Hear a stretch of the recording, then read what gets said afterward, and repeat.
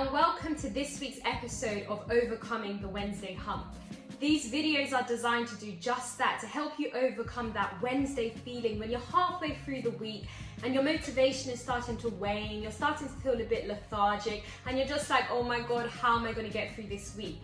These videos are designed to pick you back up, to give you that motivation, to refuel your tank so that you can keep pressing forward and you keep moving in the direction towards your goals and your dreams for the future. Now in today's video, I want to talk about self-discipline. Self-discipline is such an important skill that everybody needs to master in order to really walk towards your goals and the visions and the dreams that you have for the future. And the reason for this is because as humans, we are emotional beings. We don't always feel like doing the things that we know that we should do. Our motivation levels, they start to dip. Oftentimes we'll have an initial idea, we'll get a new job, something is new in our life and we're so excited about it. We're rearing to go, we're 100% motivated. But a few weeks later, a few months later, sometimes even a few days later, that initial excitement starts to dip. It starts to dissipate. It doesn't always completely go away, but it definitely starts to drop. And it's in these moments when you need to exercise self-discipline. You have to remind yourself of why you're doing what you're doing, what the vision is, what the end goal is. And that gives you the strength to keep moving forward.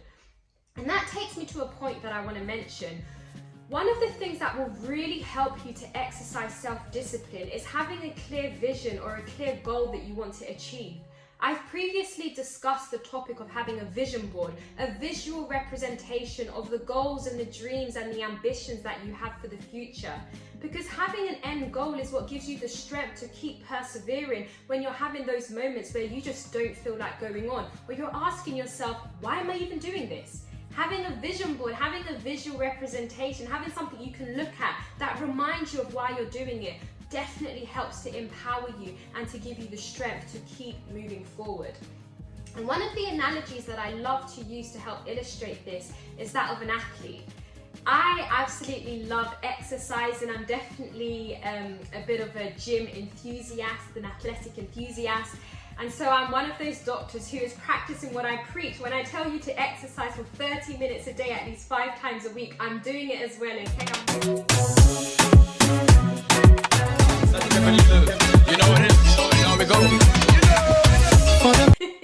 But all jokes aside, if we're to study very competitive athletes, when they're training for a competition, when they're training for something big that's coming up, they'll have a training regime. They'll have things that they're sticking to, goals that they're trying to meet on a weekly basis. And definitely they'll have days when they wake up and they don't feel like exercising. They wake up and it's dark outside and they'd rather just turn over and go back to sleep.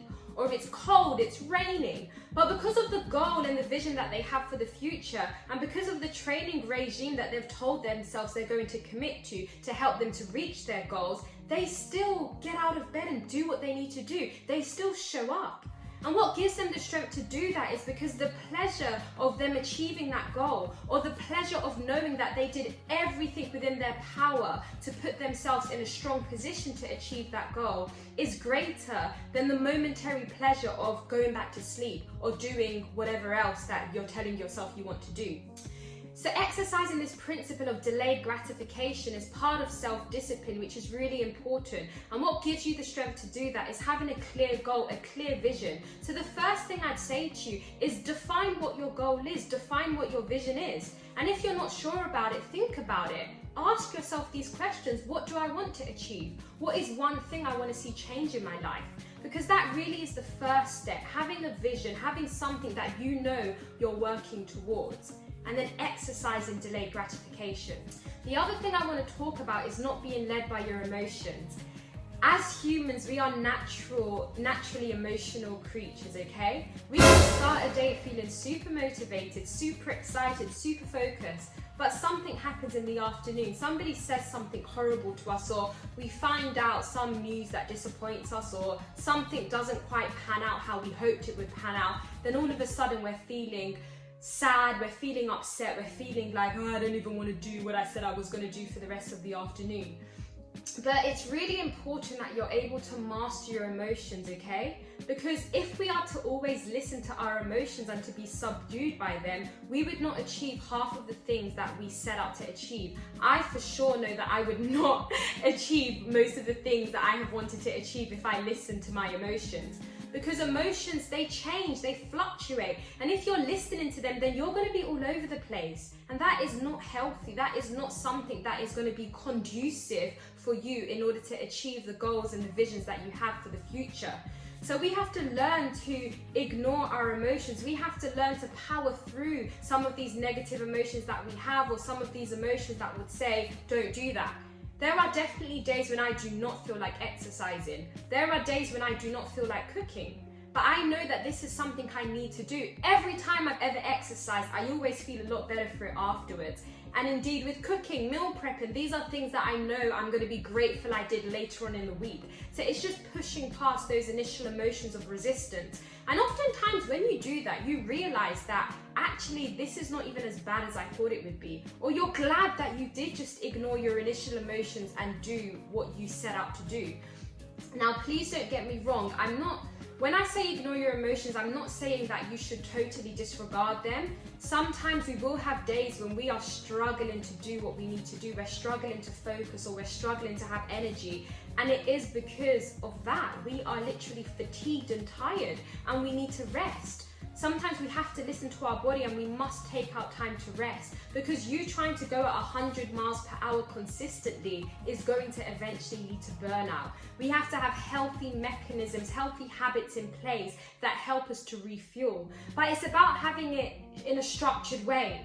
So planning when you're going to have these rest times, planning when you're going to have some time to just really relax and to refuel. There will be days when you have to just take time out, because on that specific day you're just feeling so out of it. But for the most part, if you can learn to develop a healthy routine, which includes respite, which includes doing fun things, relaxing things, that will really help you to maintain healthy momentum and to move forward at a consistent speed. One of the other things I want to touch upon is taking self-responsibility. When you can recognize and understand that yes, you watching this, you are responsible for your life. You are responsible for your success. Don't get me wrong, I know that we live in a society where things are not black and white. Sometimes we may be working in toxic environments, or we're experiencing prejudice or discrimination, etc. I'm not disregarding those things, but for the most part, we can take control of our future and our destiny. We can decide that we want good things to happen for us, and we're going to work towards making those good things happen. And when you can have that mentality, it's really empowering, because it allows you to take control. It stops you from making excuses or saying that somebody else is the reason why I can't succeed. When you take self-responsibility and you say, I am going to succeed, I am going to do my best to make this thing happen, it's very liberating, okay? And it allows you to keep moving forward in the direction towards your goals and your dreams. And I note that I use the word success, and I say that apprehensively and hesitantly actually, because oftentimes the journey to success includes failures. And I say failures like that because a failure is not really a failure if you are learning from it, if you are reflecting and then implementing something new to help you keep moving forward in the direction that you are on. And even in this journey of self-discipline, there will be days when you're just like, oh my God, I'm doing a terrible job. Days when you feel like you failed. But actually, if you can reflect and if you can think about what is it that I struggled with, how can I put an intervention in place to help me to stick by what I say, to stick by my principles, to exercise self-discipline. The final thing I want to end on is I want to encourage you to have an accountability partner. Oftentimes when you're starting out in something new, or you're trying to exercise self-discipline, if there's somebody that is holding you accountable, if there's somebody that you are touching base with every week, every month, every couple of months, just to track your progress, it is so super helpful, okay? So I encourage you to think about investing in having an accountability partner, or just asking a friend or a mentor to help hold you accountable for whatever it is that you're saying that you want to do. So that is my message for you this week, guys. As I said, this message is all about self-discipline. I hope that you were encouraged by it, and I look forward to hearing from you about your progress as you journey along this ever-long journey of exercise and self-discipline.